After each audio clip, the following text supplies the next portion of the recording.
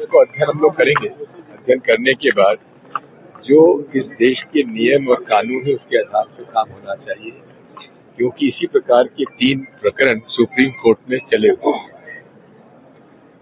11वीं की मस्जिद का, बनारस का, संभल की मस्जिद का और मथुरा वृंदावन का। ये सारे के सारे प्रकरण सुप्रीम कोर्ट के पास लंबित है, जो स्टे मिला हुआ है। इस प्रकार का फैसला भी जो आया है, ये तो ASI प्रोटेक्टेड मॉन्यूमेंट है। इस पर किस प्रकार से ये किया जाएगा, इस पर अध्ययन किया जाने की आवश्यकता है। मुख्यमंत्री बोल रहे हैं बाकी जो मूर्ति है उसको हर हाल में लेकर जो मूर्ति मूर्ति हर हालत में लाइए। इसका पहले भी डॉक्टर शंकर दयाल शर्मा जी ने कोशिश की, लेकिन यहाँ कोई प्रमाण ASI की मूर्ति में, ASI की गौशाला में ASI की रिपोर्ट में कहीं इसका उल्लेख नहीं है। ये भी एक अध्ययन की बात है कि ये जब हिंदुस्तान में संकट है, आर्थिक संकट है, सामाजिक संकट है, इस संकट के समय ये फिर हिंदू मुसलमान की जो बात की जा रही है, ये उचित नहीं है। कि मोदी जी ने अच्छे दिन लाने का वादा किया था 2014 में, अब वे खुद कह रहे हैं कि अच्छे दिन नहीं है और हर तरह से हम लोगों के ऊपर संकट है। पेट्रोल महंगा, डीजल महंगा, गैस महंगी, हर चीज महंगी हो गई।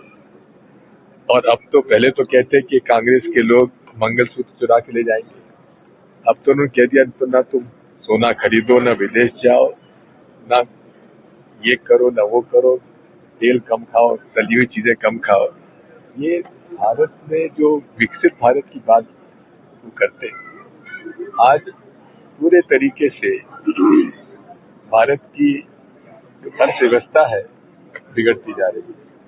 कहते थे कि रुपया की कीमत गिर रही है, मैं उसको रोकूंगा, लेकिन जितनी हमारे रुपए की कीमत में गिरावट आई है, इतिहास में कभी नहीं आई। बेरोजगारी मिटी नहीं है, महंगाई बढ़ती चली जा रही है, गरीब गरीब होता जा रहा है और कुछ चंद लोग अमीर से अमीर होते जा रहे हैं। नीट एग्जाम को लेकर बहुत बड़ा ये तो स्कैम है और मैं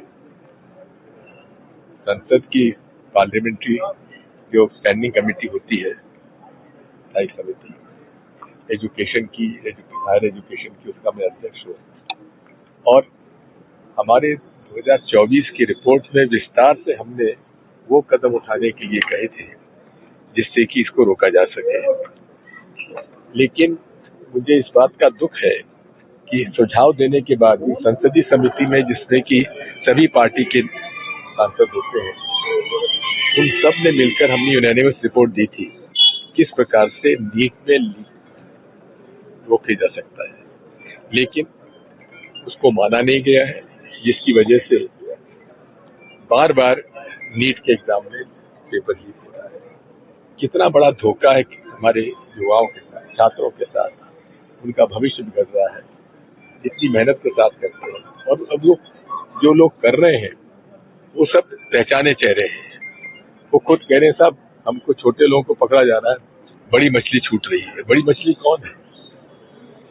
प्रधानमंत्री जी को तत्काल शिक्षा मंत्री जी से इस्तीफा ले लेना चाहिए और नेशनल टेस्टिंग एजेंसी के जो चेयरमैन है जोशी जी, उनको तत्काल बर्खास्त करना चाहिए।